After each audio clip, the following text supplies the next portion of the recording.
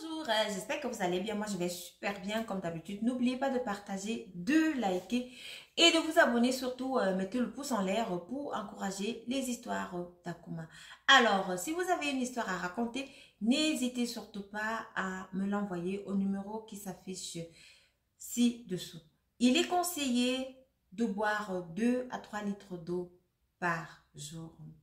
Alors, aujourd'hui, on va parler de l'histoire d'Hervé. Vous savez, ceux qui sont nouveaux par ici, à travers nos histoires, nous apprenons les morales de la vie et nous donnons des conseils. Hervé est un jeune homme très entreprenant.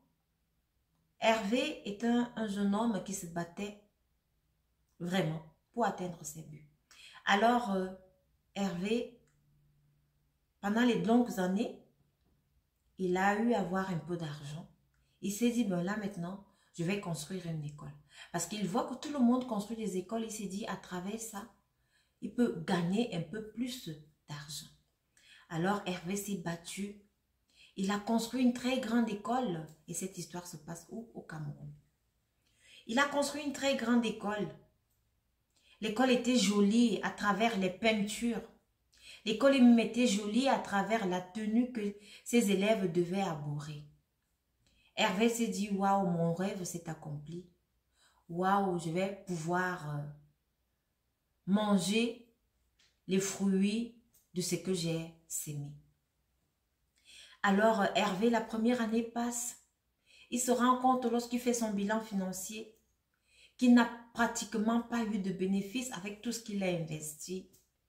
La deuxième année passe, il se rend compte que c'est pareil. La troisième année passe.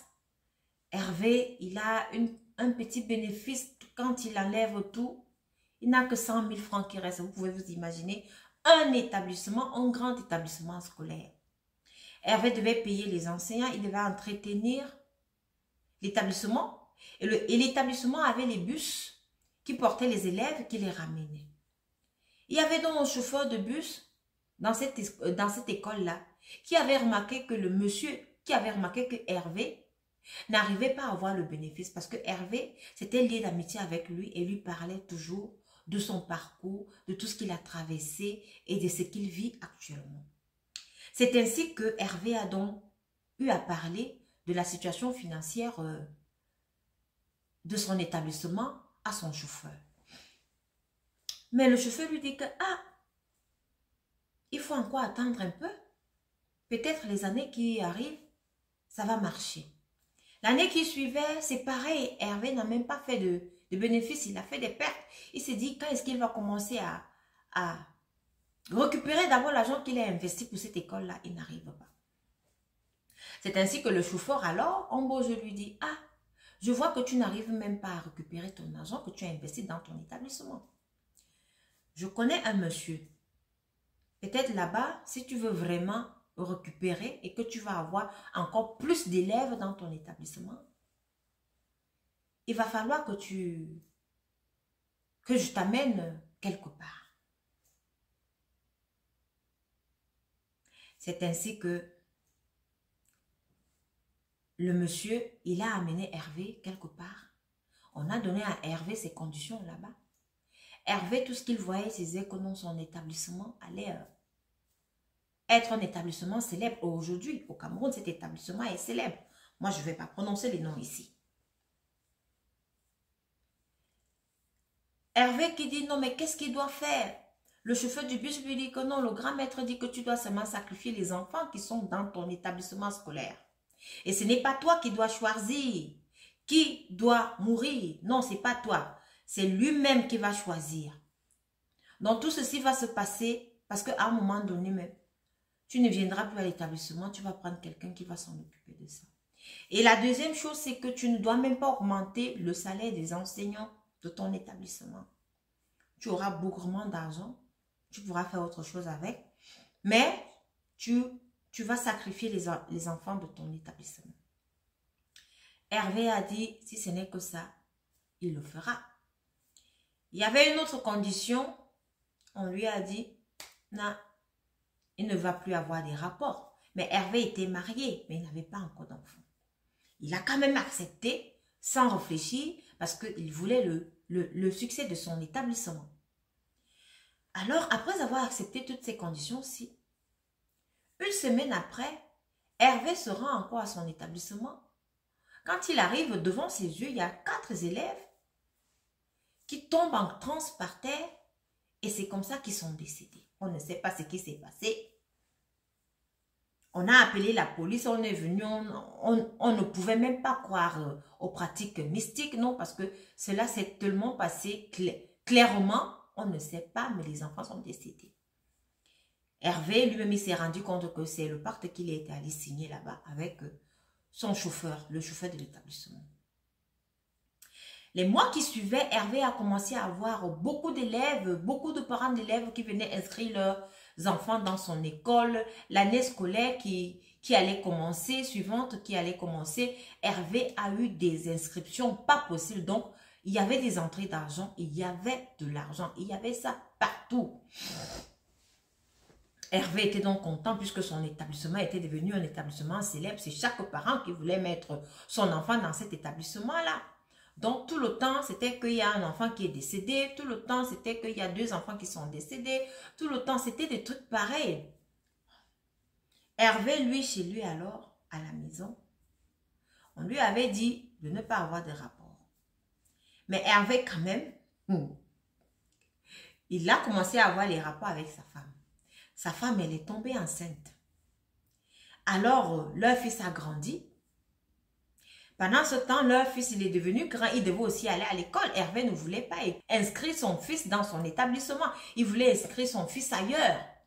La femme d'Hervé dit à Hervé que non, mais pourquoi? Puisque notre établissement a une bonne renommée, pourquoi est-ce qu'on ne le met pas là-bas? Pourquoi tu veux le mettre ailleurs? Hervé a insisté, il a insisté, mais la femme, vous savez, nous les femmes, lorsqu'on a déjà décidé quelque chose et qu'on a déjà dit non, qu'on ne veut pas, on est seulement coincé à ce niveau-là, on se dit non. C'est ce qu'on veut. C'est ainsi que Hervé a donc laissé sa femme a inscrit son fils dans leur établissement. Mais Hervé ne pouvait pas dire à sa femme que comme tu vois là, c'est à cause de moi qu'il y a ce décès à l'établissement. C'est à cause de moi que l'établissement est devenu si célèbre et que on m'a dit de faire des sacrifices. Il ne pouvait pas le dire. Il ne pouvait pas. Quand il a donc commencé à avoir... Quand son établissement a commencé à avoir de la célébrité, les conditions ont changé. Les conditions de là où il était allé signer le pacte, là, ça a changé. Et là-bas, on lui a dit, on vous t'a dit de ne pas avoir des rapports. Il dit, mais c'est impossible, il a sa femme à la maison, il doit la satisfaire. Là-bas, ils ont même encore été indulgents.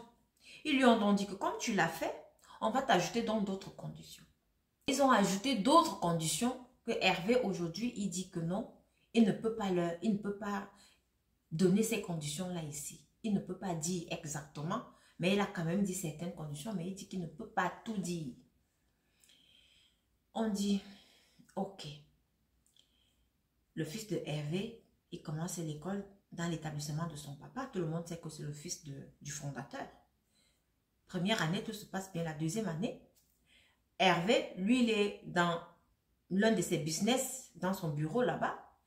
Il reçoit un coup de fil, on lui dit que, monsieur, comme vous voyez, là, votre fils vient de glisser ici sur l'escalier à l'établissement et il est tombé, il s'est cassé la tête, il s'est frappé la nuque sur l'escalier et maintenant, ce qu'on a fait, c'est qu'on a appelé la police et actuellement, on est en train de l'amener à l'hôpital. Hervé accourt donc. Il arrive à l'hôpital, à l'hôpital, on lui dit que son fils est décédé. Hervé, il était dans tous ses états, il ne comprenait pas. Il savait que non, c'était son pacte là, que son fils avait été choisi parce qu'on lui avait dit que ce n'était pas lui qui choisissait. Je vous dis tout le temps, ces gens-là, ils voient loin, hein? Ils voient même le futur. Ils ont vu que son fils allait venir dans cet établissement-là. C'est comme ça que le papa de l'enfant, alors, il se met à crier, mais il savait, Hervé savait exactement ce qui s'était passé. Mais alors, est-ce qu'il avait la force de dire à sa femme que comme tu vois là, c'est à cause de moi que notre fils est décédé? Et quand son fils est décédé comme ça, Hervé est devenu une autre personne. Hervé, tout ne lui disait plus rien. Il est reparti, il a appelé le conducteur du bus là. Il lui a dit, tu me ramènes là-bas. Il est reparti, il a dit aux gens là que je ne veux plus. On arrête. On arrête. Les gens là lui ont dit que non, on ne peut pas arrêter, ce sont des pactes que tu as signés. Ce sont des pactes que tu as signés. Et chaque fois qu'il repartait là-bas, on lui donnait une autre condition. L'autre condition qu'on lui a donnée, on lui a dit, bon, maintenant, c'est ta femme que tu dois donner. Le gars, il a dit non. Il ne peut pas. Il ne peut pas, on lui dit, bon, si tu ne donnes pas ta femme, c'est toi qui vas partir. Aujourd'hui, Hervé sait qu'il va partir. Et c'est la raison pour laquelle il a tenu à raconter cette histoire pour essayer d'éveiller les consciences des autres. Il dit que lorsque vous êtes jeune et que vous avez des buts, comme il a fait, il avait quand même eu de l'argent pour construire cet établissement. Il fallait juste qu'il soit patient. Mais Hervé n'a pas été patient. Il voulait que son établissement soit un établissement célèbre très rapidement. Mais pourtant, tout se fait avec le temps. C'est ainsi qu'il est allé signer des pactes. Aujourd'hui, il est coincé. Parce que la mort de son fils l'a tellement touché et il porte ça dans sa conscience aujourd'hui. C'est pour ça qu'il dit, il s'en fout de tout. Il n'a même plus envie de vivre. Il a refusé de donner sa femme. Il dit il préfère vivre, il préfère mourir et il sait qu'il va mourir. Il sait que son temps est déjà arrivé.